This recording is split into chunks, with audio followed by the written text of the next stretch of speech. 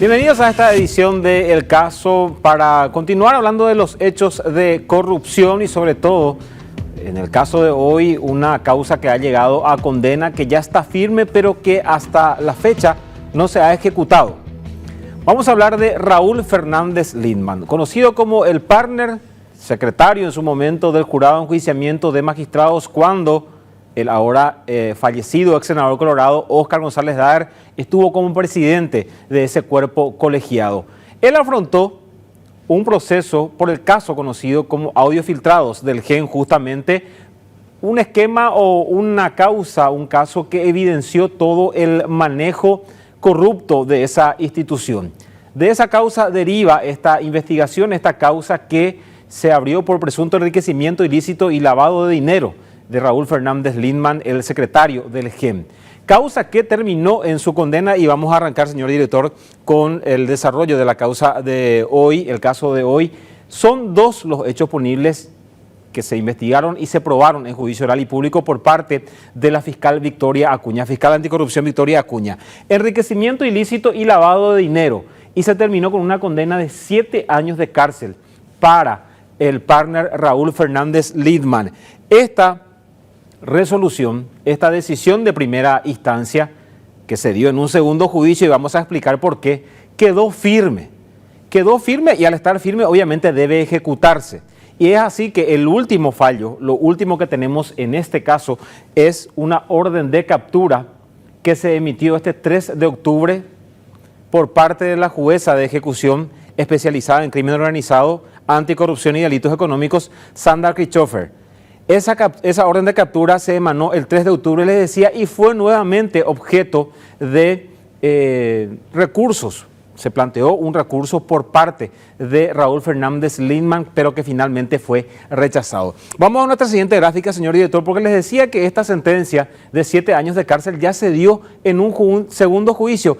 ¿Qué pasó en el primero y por qué se llegó hasta esta instancia? El primer juicio finalizó el 26 de noviembre del año 2020. Hace casi 5 años finalizaba este primer juicio para Raúl Fernández Lindman, siempre en la misma causa, no en el caso audio filtrados o en otra causa paralela, siempre en esta misma causa. ¿Y cómo terminó este juicio? Con la absolución de culpa y pena para Raúl Fernández Lindman y el coacusado, en este caso, Cristian León Guimaraes, quien también fue funcionario del jurado de enjuiciamiento de magistrados, trabajaba para Raúl Fernández Lindman en esa institución y fue procesado y acusado luego como presunto cómplice de estos hechos punibles de enriquecimiento ilícito y lavado de dinero.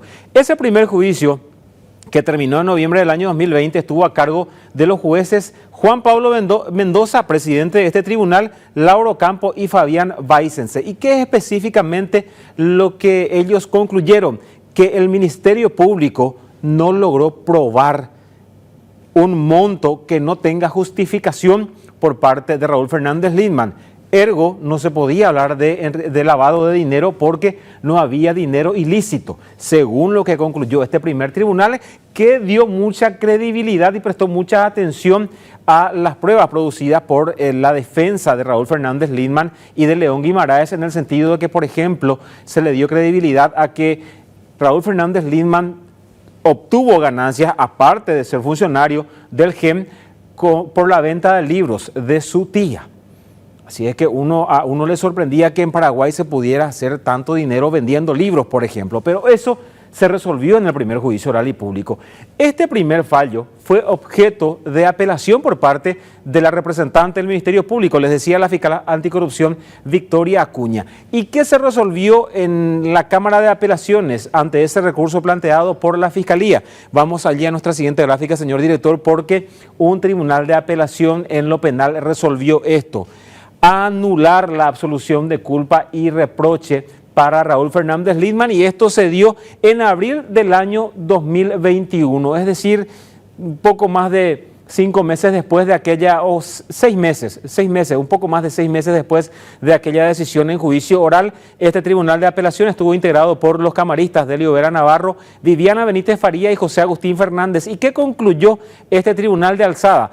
Que El tribunal de sentencia en el juicio oral se apartó de las reglas de la sana crítica a la hora de valorar pruebas de carácter decisivo y por ende ese fallo que decidió la absolución de culpa y pena de los acusados adolece de vicios en su fundamentación y es pasiva de nulidad. Con este argumento, el Tribunal de Alzada ordenó un nuevo juicio tanto para Fernández Lindman como para León Guimaraes, y esto ocurrió.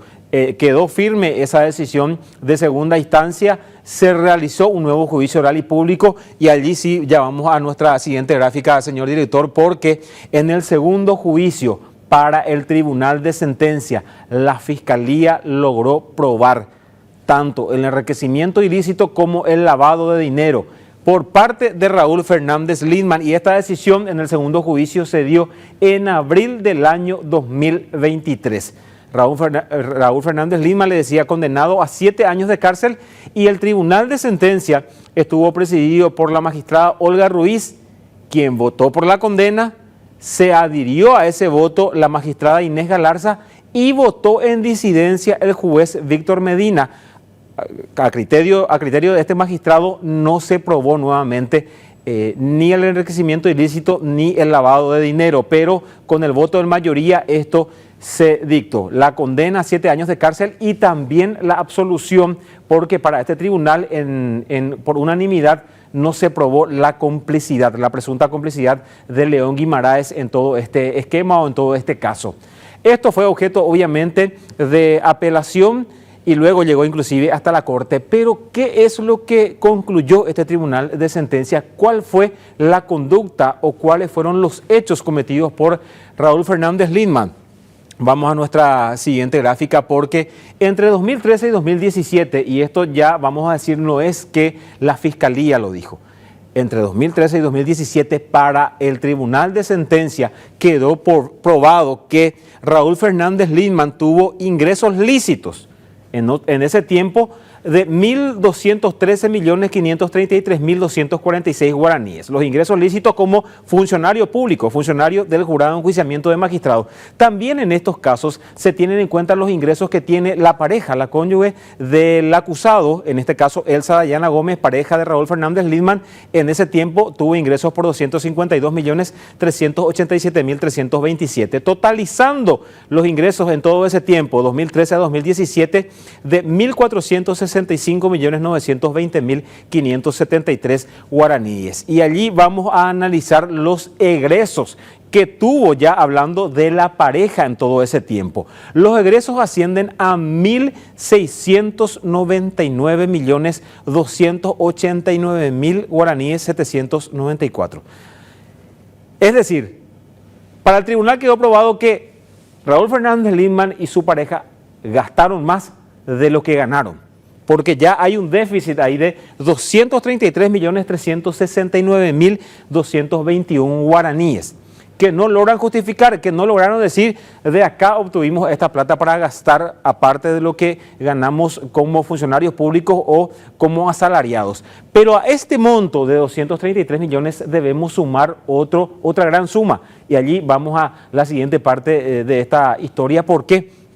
Porque para el tribunal, y esto con las pruebas que presentó la fiscal Victoria Acuña en el juicio, quedó probado que Raúl Fernández Lindman realizó compra de divisas, operaciones de compra y venta de divisas en entidades financieras y bancarias del país como el Banco Familiar, Maxi Cambios y Cambios Chaco, por un total de 667.205.665 guaraníes. Y allí la pregunta que se hizo, inclusive al presentar sus alegatos conclusivos, la fiscal Victoria Acuña, es ¿de dónde sacó la plata Raúl Fernández Lindman para comprar dólares, teniendo en cuenta sus ingresos lícitos y teniendo en cuenta su movimiento económico en todo ese tiempo? Es decir, se suma entonces este enorme déficit a los 233 millones que él ya había tenido como diferencia entre sus ingresos y sus egresos, y allí llegamos, vamos a la siguiente gráfica, señor director, un monto total que hace la suma que no puede justificar Fernández Lindman, que no pudo en todo este tiempo. Fernández Lindman no tenía la capacidad de solventar las adquisiciones y operaciones financieras que realizó, habiéndose adquirido bienes con dinero de origen ilícito y desconocido. Esto dice el Tribunal de Sentencia en el fallo condenatorio, que además señala que el ahora condenado utilizó dinero que no se encontraba justificado en su patrimonio y simuló su origen con la compra y refacción de bienes. El monto que no pudo justificar Raúl Fernández Lindman asciende a 900.574.886 guaraníes. Eso no pudo justificar, no pudo probar, no pudo traer documentos, evidencias que le indiquen al Tribunal de Sentencia de dónde sacó la plata para poder gastar, para comprar esas divisas y venderlas nuevamente. Vamos a la siguiente parte de esta historia, señor director, porque les decía, esto se dictó, la condena fue objeto de apelación, fue hasta un tribunal de apelación en lo penal que el 28 de agosto del año 2023 terminó confirmando esa sentencia a 7 años de cárcel. Luego, Raúl Fernández Lindman plantea un recurso extraordinario de casación y miren la fecha. La Sala Penal de la Corte Suprema de Justicia rechazó el recurso extraordinario de casación en diciembre del año 2023, es decir, estamos por cumplir 2 años que la condena quedó firme. ¿Por qué? Porque al rechazarse en tercera instancia, que es la Corte Suprema de Justicia, el recurso que plantean las partes, la condena queda firme porque se confirmó lo que había resuelto el Tribunal de Sentencia, lo que se había decidido en Cámara de Apelaciones, la condena quedó firme. Uno dice, bueno, entonces Raúl Fernández Lindman ya está en la cárcel. Y eso no está ocurriendo. ¿Por qué? Porque esta decisión de la Sala Penal fue objeto nuevamente de un recurso por parte de Fernández Lindman, en este caso una acción de inconstitucionalidad ante otra sala de la máxima instancia judicial, de la Corte Suprema de Justicia, que es la Sala Constitucional. Y ya hay varios fallos que señalan que no se puede recurrir a la Sala Constitucional luego de tener un revés o contrarresoluciones de la Sala Penal. Así es que en esta fecha la condena quedó firme y debe ser ejecutada. Sin embargo, hasta la fecha, hasta hoy, noviembre, casi noviembre ya del año 2025, Raúl Fernández Lindman ha promovido distintos recursos que siguen dilatando el cumplimiento de su sentencia. La última ya se dictó el 3 de octubre, les decía al arrancar este caso, la jueza Sandra Christopher, que ordena su captura diciendo: esta condena está firme, debe ser ejecutada. Contra esa decisión, Raúl Fernández Lindman plantea nuevamente una excepción de incompetencia, atacando la competencia de la magistrada en esta causa, diciendo: obró mal porque mi condena no está firme, porque hay un recurso o una acción de inconstitucionalidad pendiente. La jueza le dice: los fallos de la Corte Suprema de Justicia no van en ese sentido, tu condena está firme, la Sala Penal ya estudió tu recurso extraordinario de casación, se rechazó y tenés que presentarte para cumplir esta condena a 7 años de cárcel. Esa orden de captura en el territorio nacional con esta última decisión está firme y en caso de ser capturado, Raúl Fernández Lindman debe ser puesto a disposición de la justicia o si así él lo decide, presentarse voluntariamente para cumplir esta sentencia a 7 años de cárcel en un caso escandaloso de corrupción que tiene como protagonista a un funcionario del Jurado de Enjuiciamiento de Magistrados.